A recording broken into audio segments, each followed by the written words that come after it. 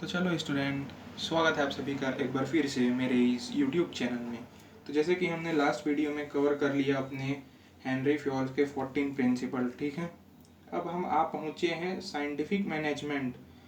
F.W. Taylor ने scientific management develop किया है। अब थोड़ा सा मैं बेसिक नॉलेज के लिए बता देता हूँ, ये आपको कभी पूछेगा नहीं, लेकिन मैं एक नॉलेज के लिए आपको बता देता हूँ कि F.W. टेलर है कौन। तो सबसे पहले F.W. टेलर कौन है? Father of scientific management. अभी इसमें कंफ्यूज मत हो जाना, ये पुस्तक अभी नहीं, हेनरी फ्योल जो कि फादर ऑफ मैनेजमेंट, लेकिन F.W. टेलर जो है आपका फादर ऑफ साइंटिफिक मैनेजमेंट है, ठीक है ना। उसके बाद F.W. जो टेलर है उसका वो कहाँ बॉर्न हुआ? 1856 में यूएसए में बॉर्न हुआ। और उसका कितने प्रिंसिपल है? 4 प्रिंसिपल हैं। तो आपको याद रखना जरूरी है, F.W. टेलर के 4 प्रिंसिपल हैं, ठीक है ना। तो चलिए अब एक एक करके शुरुआत करते हैं कि आखिर साइंटिफिक प्रिंसिपल ऑफ मैनेजमेंट है क्या। तो इसका फर्स्ट पॉइंट जो है science not rule of thumb, ठीक है ना। तो अब ये बोलता क्या है, इससे सबसे पहले आप समझ लो रूल ऑफ थंब क्या है। जो एक ऑर्गेनाइजेशन में मैनेजर है तो ये बोलते हैं कि हमको एक ऑर्गेनाइजेशन, एक कंपनी में साइंस रिलेटेड प्रिंसिपल को क्या करना है? लागू करना है, ना कि rule of thumb. Rule of thumb क्या होता है? जो मैनेजर का अपना पास्ट एक्सपीरियंस होता है, अपनी पावर अपने पास्ट एक्सपीरियंस से नहीं, हमको साइंस साइंस मतलब जो भी प्रिंसिपल एक्सपेरिमेंटेड हो, जो प्रैक्टिस्ड हो, वो हमको एफिशिएंट जो ऑर्गेनाइजेशन में वो लेके आना है। तो मैनेजर का कोई वो पास्ट एक्सपीरियंस है, मैनेजर का पावर, अपनी लाठी अपनी भैंस यहाँ पे नहीं चलेगा, ठीक है ना। तो वो बोलते हैं कि यहाँ पे हमको साइंस लगाना है, ना कि रूल ऑफ थंब। जो भी हम ऑर्गेनाइजेशन में परफॉर्म करेंगे, वो जो जो भी हम ऑर्गेनाइजेशन प्रिंसिपल लगाएंगे वो एक्सपेरिमेंट होना चाहिए उसमें। और वो क्या होना चाहिए? प्रैक्टिस में रहना चाहिए। हम उसको एक्सपेरिमेंट कर रहे हैं, एक्सपेरिमेंट हो चुका है। जैसे कि हम इस चैप्टर में आगे जो पढ़ेंगे वर्क स्टडी है इसमें, जिसमें हमको पढ़ना है फैटिक स्टडी, मेथड स्टडी, हमको उसमें पढ़ना है मोशन स्टडी, टाइम स्टडी। इसमें क्या होता है, जो टेलर बोलते हैं कि, मैं एक एग्जांपल दे देता हूँ कि आखिर टेलर कौन से टाइप के प्रिंसिपल को, जैसे कि इसमें एक मोशन स्टडी है। तो अब टेलर क्या बोलते हैं कि मोशन स्टडी में आप देखो कि वर्कर कितने, मोशन स्टडी में देखते हैं कि देखो आप वर्कर काम करते करते कितने बार बेंड होते हैं, कितने बार उठते हैं, ठीक है ना। तो ये अनप्रोडक्टिव है, तो उसको बोलते हैं कि आप बार बार ये 100 बार ये रिपीट करा के देखो ये वर्क को। ये मोशन स्टडी मैं आगे डीपली समझाऊंगा। कितने बार काम करते टाइम बैंड होते हैं, कितने बार उठते हैं, कितने बार बैठते हैं।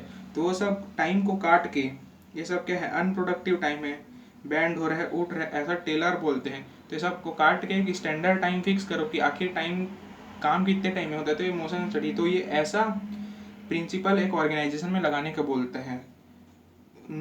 रूल ऑफ थंब नहीं आना चाहिए, ये ऐसा बोलते हैं, ठीक है ना। तो इसका पहला प्रिंसिपल ये है। सेकंड आता है आपका हार्मनी नॉट डिस्कॉर्ड।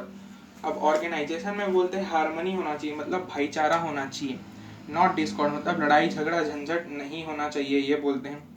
अब ज़्यादातर क्या होते हैं, जैसे कि अब हार्मनी भाईचारा किसके बीच होगा? मैनेजमेंट और वर्कर के बीच। तो टेलर बोलते हैं कि मैनेजमेंट और जो भी वर्कर काम कर रहे हैं उसको एक साथ ग्रुप में होकर काम करना चाहिए। और उनका मैनेजर और जो क्या बोलते हैं आपका जो वर्कर है, उनका सबका जो मेंटल एटीट्यूड चेंज रहना चाहिए। जैसे कि वर्कर क्या सोचते हैं, वर्कर सोचते हैं कि जो मैनेजर है वो तो हमको खाली काम देते हैं, अपने चेयर में बैठे रहते हैं, कुछ करते नहीं हैं। और मैनेजर क्या सोचते हैं, जो वर्कर है वो कभी काम ही नहीं करते, वो अपना टाइम वेस्ट करते हैं, हम उनको काम देते हैं। तो ऐसा नहीं होना चाहिए, आपका एटीट्यूड चेंज होना चाहिए। एक दूसरे के लिए पॉजिटिव थिंकिंग होना चाहिए, ना कि नेगेटिव थिंकिंग। समझ में आ रहा है? अगर पॉजिटिव थिंकिंग होगा तो क्या होगा? हम लड़ाई झगड़ों को अवॉइड कर सकते हैं। पॉजिटिव थिंकिंग कैसे? कि जो मैनेजमेंट है उसको अगर ज़्यादा गेन हुए हैं तो कंपनी जो वर्कर है उसको थोड़ा अपना प्रॉफिट शेयर दे देना चाहिए, जितना भी ज़्यादा। और वर्कर को भी अपना पूरा बेस्ट परफॉर्म करना चाहिए, किसके लिए? ऑर्गेनाइजेशन के लिए। तो ये पॉजिटिव थिंकिंग है, जिससे हार्मनी भाईचारा बना रहेगा और लड़ाई झगड़ा नहीं होगा, ठीक है।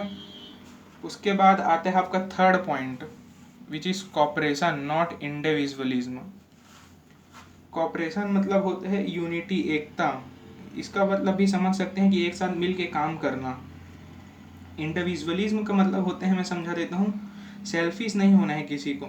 अभी किसके बीच होते हैं, वर्कर और मैनेजर। वर्कर और मैनेजर को क्या होना चाहिए, एक दूसरे के अंदर म्यूचुअल अंडरस्टैंडिंग होना चाहिए कि वो एक दूसरे को समझें, एक दूसरे के साथ कोऑपरेट करके चले। और जो अच्छे ऑर्गेनाइजेशन में एम्प्लॉय का भी सजेशन जो है क्या बोलते हैं मैनेजर को एक्सेप्ट करना चाहिए। और जैसे कि हमने पढ़ा था ना इनिशिएटिव, वैसे ही तो है। एम्प्लॉय को जो भी अगर एम्प्लॉय जो भी है, अगर कोई भी वर्कर आपको जो कंपनी है ऑर्गेनाइजेशन को अगर कोई भी अच्छा सजेशन दे रहा है तो उसको एटलीस्ट रिवॉर्ड करना चाहिए, जिससे मोटिवेशन होना चाहिए। ये तो आपका मैनेजमेंट पॉजिटिव थिंकिंग है। और वर्कर के लिए क्या पॉजिटिव थिंकिंग होना चाहिए कि जो वर्कर है उसको ज़बरदस्ती कोई भी स्ट्राइक में नहीं जाना चाहिए कि हमारा प्राइस बढ़ाओ, ठीक है ना। और क्या बोलते हैं, अनरीजनेबल डिमांड, जो फालतू के डिमांड नहीं करना चाहिए। तो ये है कॉपरेशन, इंडिविजुअलिज्म नहीं होना चाहिए। तो अगर ऐसा रहेगा तो एक ऑर्गेनाइजेशन में क्या होगा, जो वर्कर और मैनेजमेंट एक साथ मिल के रहेंगे तो ऑर्गेनाइजेशन आपका आगे जाएगा, ठीक है ना। इससे लड़ाई झगड़ा नहीं होगा। लड़ाई झगड़ा होगा तो सिर्फ क्या होगा कि आपका जो ऑर्गेनाइजेशन है वो पीछे चले जाएगा। तो दोनों को कोऑपरेट करके चलना है, मैनेजमेंट और वर्कर को, दोनों को, ठीक है ना। उसके बाद आते हैं हमारा लास्ट पॉइंट। जैसे इसमें प्रिंसिपल में खाली 4 पॉइंट है, जो फोर्थ पॉइंट आता है हमारा, क्या आता है, development of worker to their greater efficiency and prosperity. अब बोलने का मतलब क्या बोल रहे हैं, अब मैं आपको बताता हूँ। डेवलपमेंट ऑफ वर्कर, वर्कर का डेवलपमेंट होना चाहिए। और टू देयर ग्रेटेस्ट एफिशिएंसी, मतलब उनका काम करने की जो लगातार जल्दी काम करे। अब वो कैसे होगा, अब कैसे होगा मैं बताता हूँ। जो भी ऑर्गेनाइजेशन है, जो भी कंपनी है, उसको अब डेवलपमेंट ऑफ वर्कर कैसे होगा, एम्प्लॉय को, जो भी ऑर्गेनाइजेशन कंपनी है, बार बार उसको ट्रेनिंग में भेजते रहना चाहिए। क्योंकि नया नया ट्रेनिंग में भेजोगे तो क्या होगा, उनका नॉलेज अपडेट होगा। अब नया नया टेक्नोलॉजी आ रहे हैं, मशीन चेंजेस आ रहे हैं। तो अगर आपको अब आगे बढ़ना है तो क्या करना पड़ेगा, वर्कर को ही अपडेट करना पड़ेगा। बोलते हैं ना, वर्कर ही सबसे बड़ा एसेट है। तो ऑर्गेनाइजेशन को भी क्या करना है, वर्कर को ट्रेनिंग के लिए भेजते रहना चाहिए। टाइम टू टाइम उनका अपडेट होगा तो उससे क्या होगा, उनका एफिशिएंसी प्रॉपर बने रहेगा। किससे होगा, ट्रेनिंग दोगे बार बार उनको, इससे उनका क्या है, एफिशिएंसी बढ़ा रहेगा और ऑर्गेनाइजेशन को इससे प्रॉफिट होते हैं। तो ऐसे होता है डेवलपमेंट ऑफ वर्कर, क्या से, ट्रेनिंग देने से। तो उनका नॉलेज क्या होगा, अपडेट होगा। तो इसी के साथ यहाँ पे मैं ख़त्म करता हूँ। मिलते हैं नेक्स्ट वीडियो में। वीडियो को लाइक करें, चैनल को सब्सक्राइब करें और कमेंट करें, ठीक है ना। तो बाय बाय, नेक्स्ट वीडियो आपको जल्द ही मिल जाएगा। यहाँ पे हमने ख़त्म कर लिया है टेलर के 4 साइंटिफिक प्रिंसिपल। मतलब इसमें टेलर बोलते हैं कि जो भी अगर आप ऑर्गेनाइजेशन में कुछ भी प्रिंसिपल अप्लाई कर रहे हैं तो साइंटिफिक होना चाहिए। बोलने का मतलब है कि वो एक्सपेरिमेंटेड होना चाहिए, ना कि आपका मैनेजमेंट के पास्ट एक्सपीरियंस है। तो ये चारों हमने प्रिंसिपल ख़त्म कर ली है। तो इसी के साथ थैंक यू, बाय बाय।